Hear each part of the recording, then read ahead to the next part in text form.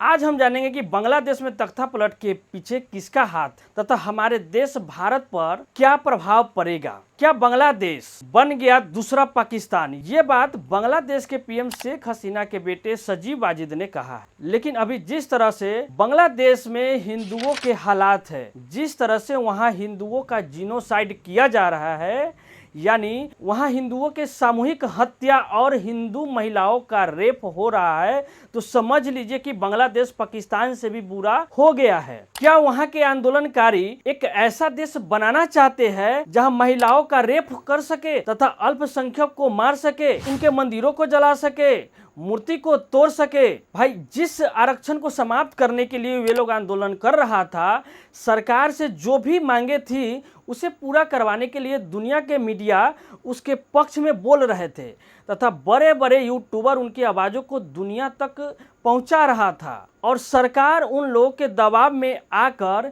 इस्तीफा भी दे दिया। फिर उन लोगों ने वहां के अल्पसंख्यक समुदाय के साथ ऐसा घिनौना काम क्यों किया? और जिसने 1971 में दुनिया के नक्शे पर उन लोगों के लिए एक नया स्वतंत्र देश बना दिया, शेख मुजीबुर रहमान, उनके स्टैचू के साथ ये सब क्या कर रहे हैं? जब वह दुनिया में कहीं जाएंगे तो वह अपने देश के पिता के बारे में क्या जवाब देंगे कि हमने उसके स्टैचू को तोड़ा? एक ऐसा देश जिसे दुनिया भर के एजेंसियों ने ग्लोबल हंगर इंडेक्स तथा वर्ल्ड हैप्पीनेस इंडेक्स में भारत से आगे बताया, लेकिन आज उस देश की हालत देख लीजिए कि वहां के प्रधानमंत्री को देश छोड़कर भागना पड़ा। वहां के सुप्रीम कोर्ट के मुख्य न्यायाधीश ओबैदुल हसन को प्रदर्शनकारियों के अल्टीमेटम के बाद इस्तीफा देना पड़ा। वहां न कानून है न न्याय, पूरे देश में अफरा तफरी मची है। वहां है तो केवल उपद्रवियों का आतंक, जहां न ही अल्पसंख्यक हिंदू सुरक्षित है न ही बांग्लादेश बनाने वाले स्वतंत्रता सेनानी परिवार। ढाका में उपद्रवियों ने शेख हसीना के घर पर धावा बोला और वहां से उनके घर के सामान लूटकर ले गए। बांग्लादेश के प्रधानमंत्री शेख हसीना को इस्तीफा देकर देश छोड़कर भागने के बाद अमेरिका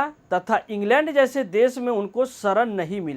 तब भारत सरकार ने उनको शरण दिया तथा अभी वो भारत में सुरक्षित है। फिलहाल बांग्लादेश में नोबेल पीस पुरस्कार विजेता मोहम्मद यूनुस की अध्यक्षता में अंतरिम सरकार का गठन हो चुका है।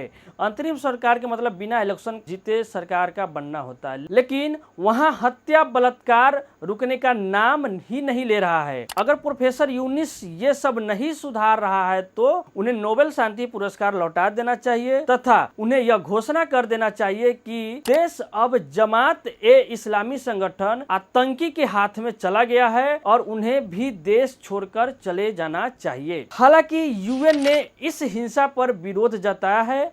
ये अच्छी बात है कि ये मुद्दा इंटरनेशनल मुद्दा हो गया है, जिससे बांग्लादेश पर अब इंटरनेशनल दबाव बढ़ेगा और उसका हालात जल्द से जल्द सुधरेगा। अब सवाल यह है कि ऐसे हालात को सुधारने के लिए क्या शेख हसीना को फिर से बांग्लादेश जाना पड़ेगा? शेख हसीना के आगे का प्लान क्या है? इसको समझने के लिए सबसे पहले उनके बेटे साजिद वाजिद की बातों पर गौर करते हैं। शेख हसीना के बेटे हैं साजिद वाजिद, जिन्होंने बांग्लादेश में तख्ता पलट में पाकिस्तान के आईएसआई का हाथ बताया और कहा कि अभी ठोस सबूत नहीं मिला है, लेकिन पूरा यकीन है कि तख्ता पलट में आईएसआई शामिल है और शायद अमेरिकी सरकार भी इसमें शामिल है। वाजिद ने कहा कि अभी इस नतीजे पर नहीं पहुंचा जा सकता है कि तख्ता पलट प्री प्लान था या नहीं, लेकिन विपक्षी जमात और बीएनपी की मिली भगत है। ये दोनों पार्टी पहले शेख हसीना के प्रधानमंत्री काल में विपक्ष में था। अब सवाल यह है कि क्या यह शेख हसीना की ये आखिरी पारी थी? इस पर शेख हसीना के बेटे ने साफ किया है कि अब उनकी मां राजनीति से रिटायर हो जाएंगे। साजिद वाजिद ने कहा कि उनकी उम्र भी हो गई है और परिस्थिति भी ऐसी ही है।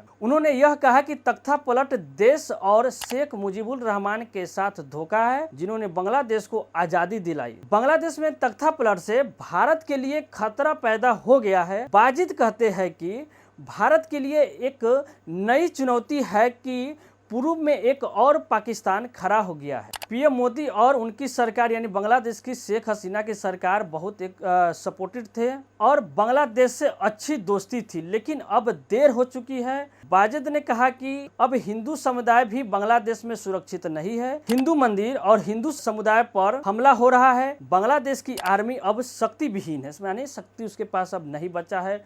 अब मिलिटेंसी जमात और बीएनपी को फ्री हैंड मिल गया है। हिंदू समुदाय पर अवामी लीग वाले हमला कर रहे हैं। अगर ऐसा ही हालत बना रहा तो बांग्लादेश से भारी संख्या में इमिग्रेंट भारत आएंगे, यानी माइग्रेशन होगा बांग्लादेश से भारत, जो भारत के लिए काफी चैलेंजिंग रहेगा। तो फिलहाल बांग्लादेश में आने वाली स्थितियां कैसी होगी, इस पर सबकी नजर है और इसके साथ ही नजर इस बात को लेकर है कि क्या वाकई शेख हसीना रिटायर होने वाली है या फिर से बांग्लादेश वापस जाकर देश का बागडोर अपने हाथों में लेगी। ये तो आने वाला समय बताएगा, लेकिन हमारे देश के कुछ सेकुलर नेता तथा सेलिब्रिटीज इस मुद्दे पर मौन है।